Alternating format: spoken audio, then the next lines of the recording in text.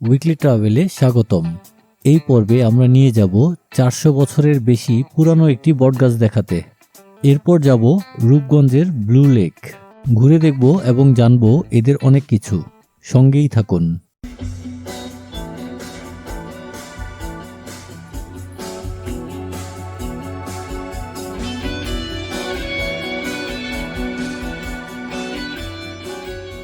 প্রথমেই যাব ঐতিহাসিক বটগাছ দেখতে।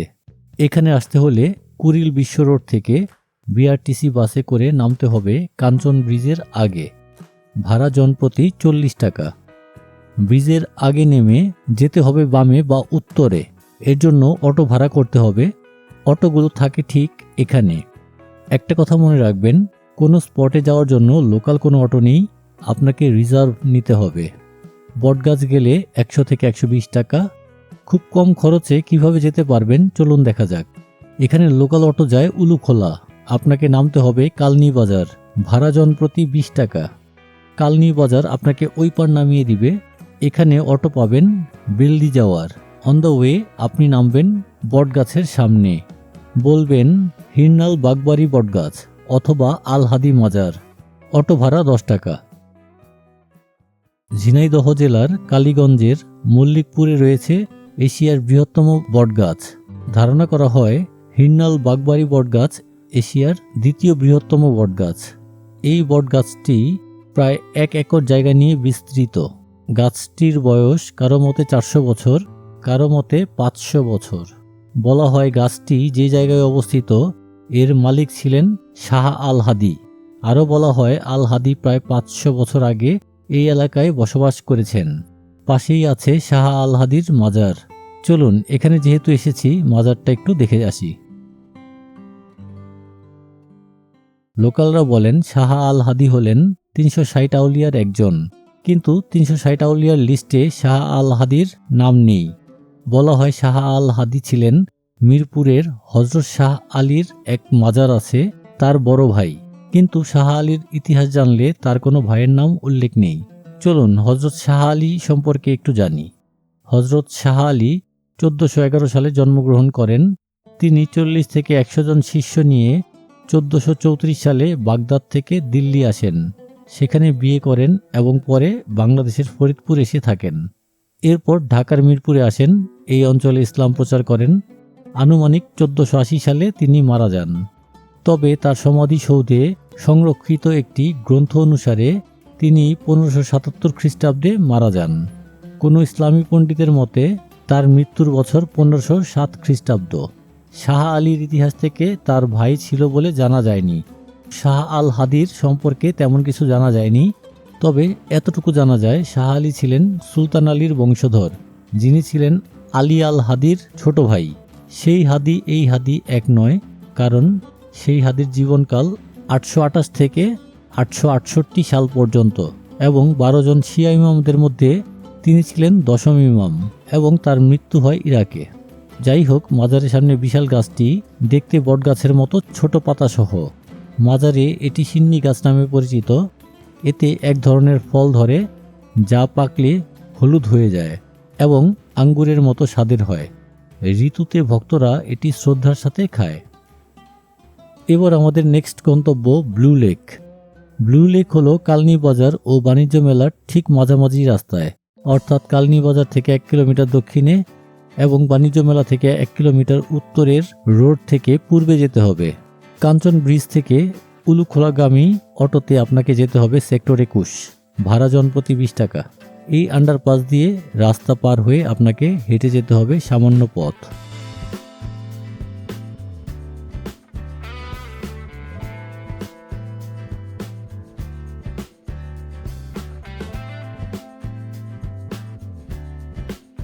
আমরা এসে পড়েছি লেকের দক্ষিণ পশ্চিম কোণে। বামেই দেখা যাচ্ছে লেক। লেকের চারপাশেই রাস্তা। আমরা লেকের দক্ষিণ পাড়ের রাস্তা ধরেই এগিয়ে যাব পশ্চিম থেকে পূর্ব দিকে।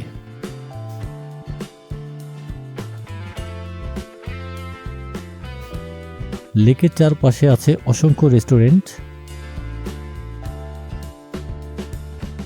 আমরা একটার মধ্যে ঢুকলাম, এর নাম কাঠের বাড়ি।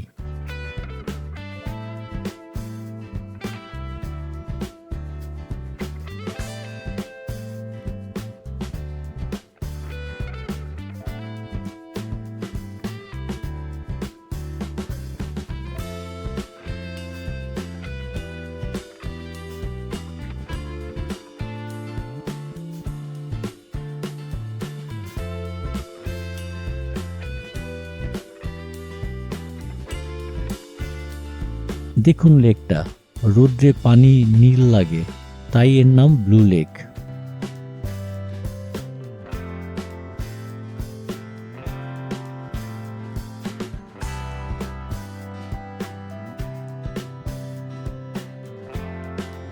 আমরা আছি এখন লেকের দক্ষিণ পাড়ে। চলুন আমরা একটু লেকের পাড় দিয়ে ঘুরে দেখি, যাব পশ্চিম পাড়ে। এখানে কায়াকিং করতে পারবেন 100 টাকায়।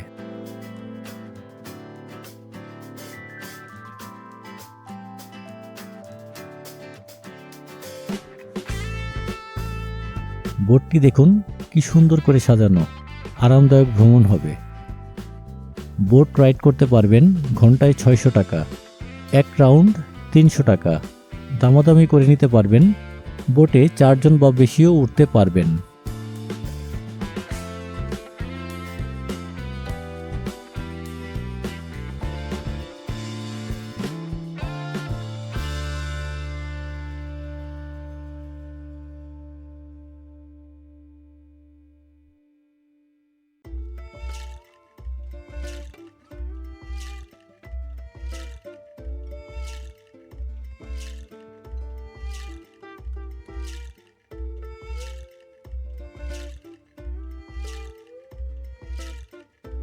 আমরা লেকের উত্তর পাড় দিয়ে পশ্চিম থেকে পূর্ব দিকে হেঁটে যাচ্ছি।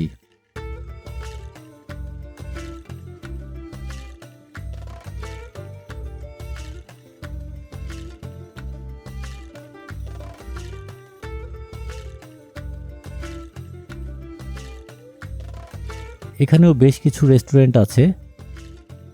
এখানে দেখা যাচ্ছে সান লাউঞ্জার, যা সাধারণত সমুদ্র পাড়ে দেখেছেন বিচ বেড চেয়ার হিসেবে। এই রেস্টুরেন্টগুলোতে খাবার অর্ডার করলে আপনি এখানে ফ্রি বসতে পারবেন, এর জন্য এক্সট্রা কোনো চার্জ নেই।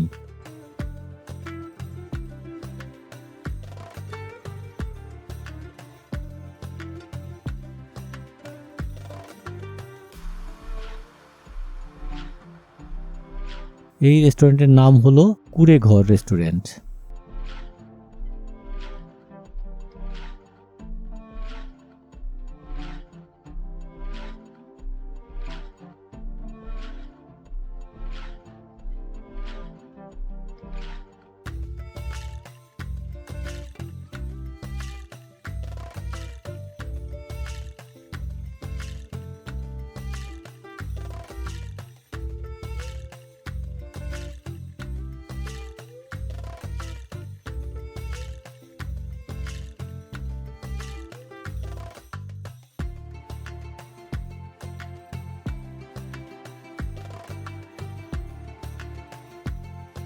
আমরা উত্তর পাড় দিয়ে হেঁটে পূর্ব পাড়ে যাচ্ছি।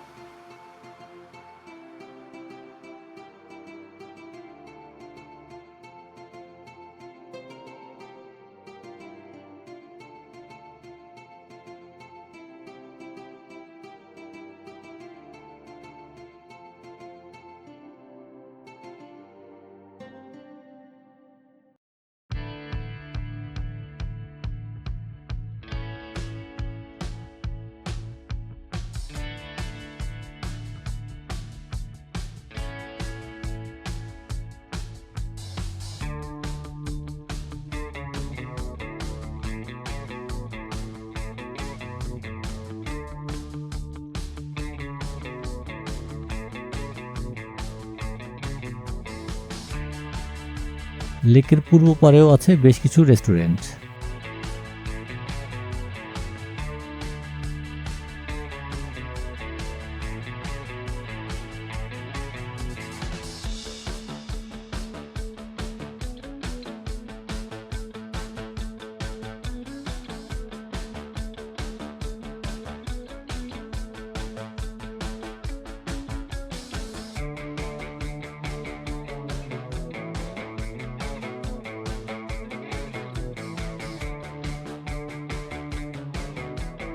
এই লেকটা আসলে ইউ শেপ লেক। ঠিক মাঝখানে একটা ব্রিজ আছে লেকের ওই পাশটা চলে গেছে বাণিজ্য মেলার উত্তর সাইড।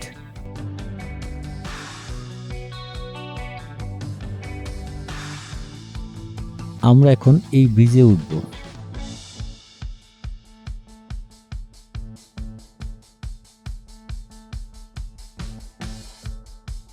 ব্রিজে উঠে গেলাম।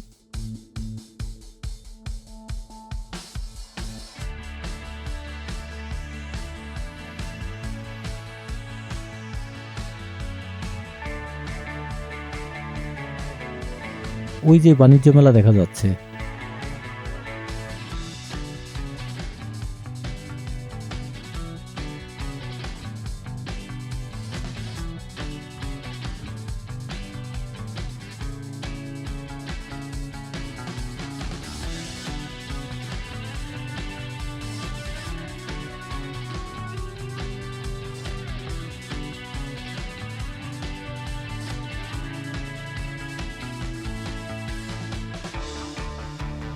আমরা এখন লেকের দক্ষিণ পাড় দিয়ে হেঁটে যাব।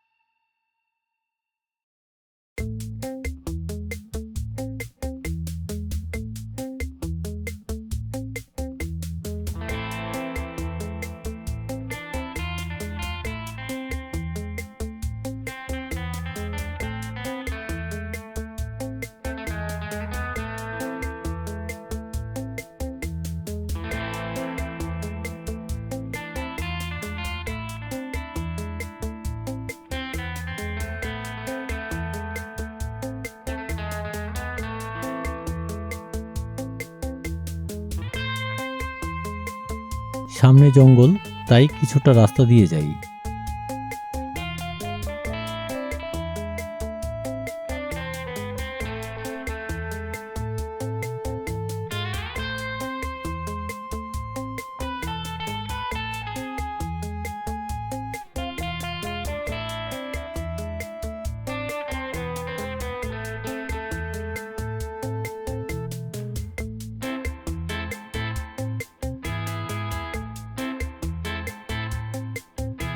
এখানে একটা রেস্টুরেন্ট আছে, নীলপদ্ম রেস্টুরেন্ট।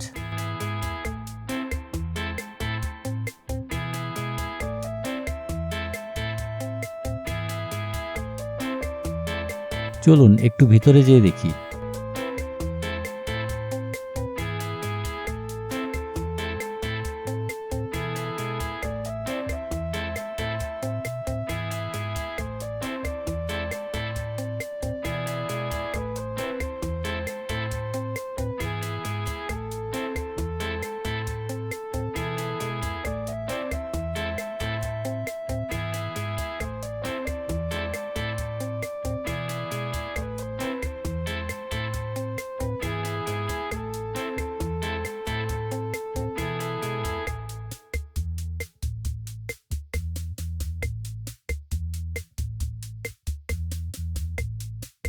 এটাও নীলপদ্ম।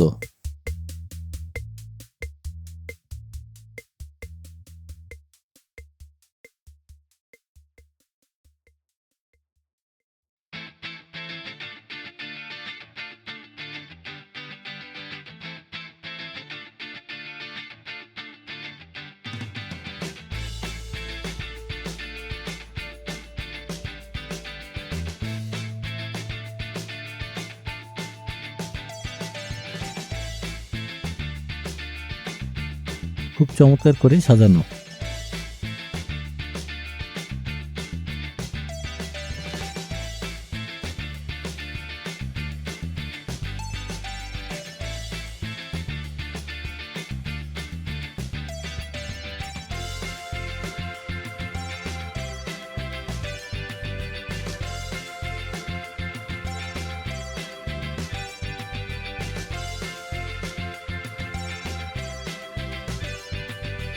এই রেস্টুরেন্টের নাম স্বপ্নচূড়া।